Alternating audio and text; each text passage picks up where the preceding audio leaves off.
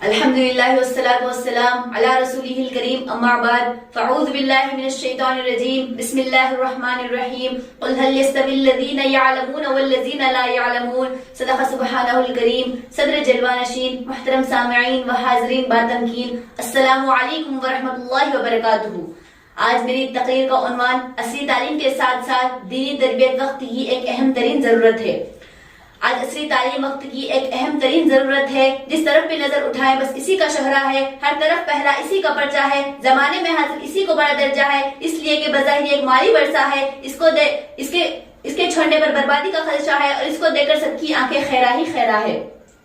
محترم سامعین، اس بات کا جاننا بے حد ضروری ہے کہ دین اسلام اور شریعت محمدی صلی اللہ علیہ وسلم میں عصری تعلیم حاصل کرنا کوئی غلط بات نہیں، اس کی بالکل اجازت ہے. مگر عصری تعلیم کے ساتھ ساتھ خدا اور رسول کی معرفت، دینی مزاج و معاشرت اور احکام شرعیہ سے واقفیت بھی مسلمانوں کی سب سے بڑی روحانی ضرورت ہے. اس لیے کہ دینی تربیت حاصل کرنا مسلمانوں کا اولین فریضہ ہے. یہ روح انسانی کا نگینہ ہے، ترقی کا زینہ ہے، قرب خداوندی کا قرینہ ہے اور اسی میں مسلمانوں کا جینا اور مرنا ہے.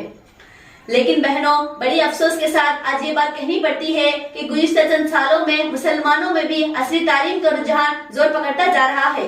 وہ انگریزی زبان و بیان اور چال ڈھال سے مرعوب ہو کر اپنے نونہالوں کے لیے خالص غیر اسلامی عیسائی مجلس سے لبریز کانوینٹ اسکولوں کا انتخاب کرتے ہیں، جہاں اسلامی تہذیب کی دھجیاں اڑائی جاتی ہے، اسلامی افکار و نظریات کو دفن کیا جاتا ہے، مذہبی شناخت کو دقیہ نوعیت کے نام سے تعبیر کیا جاتا ہے جو اسلام کی ترقی کی راہ میں سب سے بڑی رکاوٹ متصور کی جاتی ہے.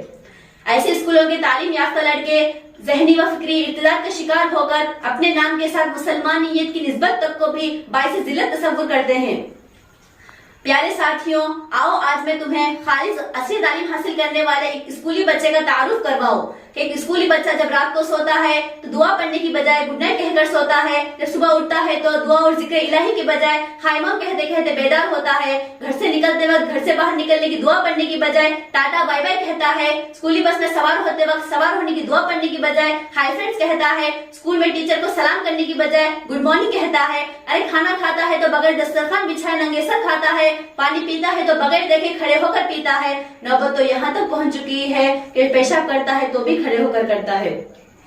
اس کی علامہ اقبال نے بڑی سچی ترجمانی کی ہے، وضع میں تم ہو نصارا تو تمدن میں ہنود، وضع میں تم ہو نصارا تو تمدن میں ہنود. یہ وہ مسلمان ہیں جنہیں دیکھ کر شرمائے یہود، یہ وہ مسلمان ہیں جنہیں دیکھ کر شرمائے یہود.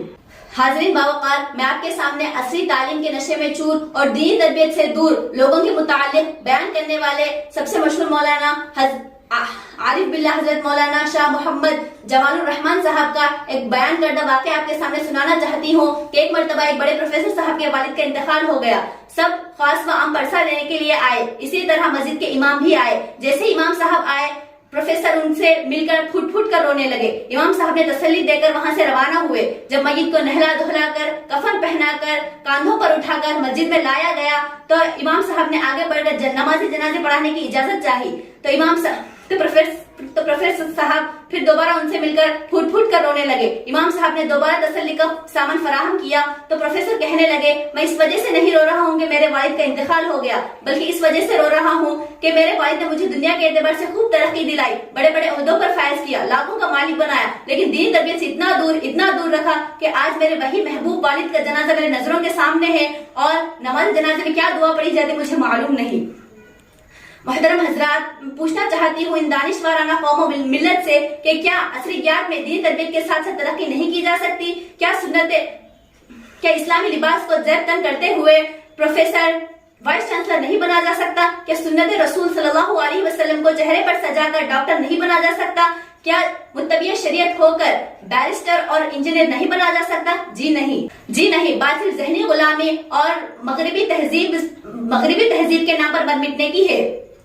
اس کے برخلاف اگر عصری تعلیم کے ساتھ ساتھ دینی تربیت نہ ہو تو انسان اپنے مقصدی زندگی کو بھلا بیٹھتا ہے.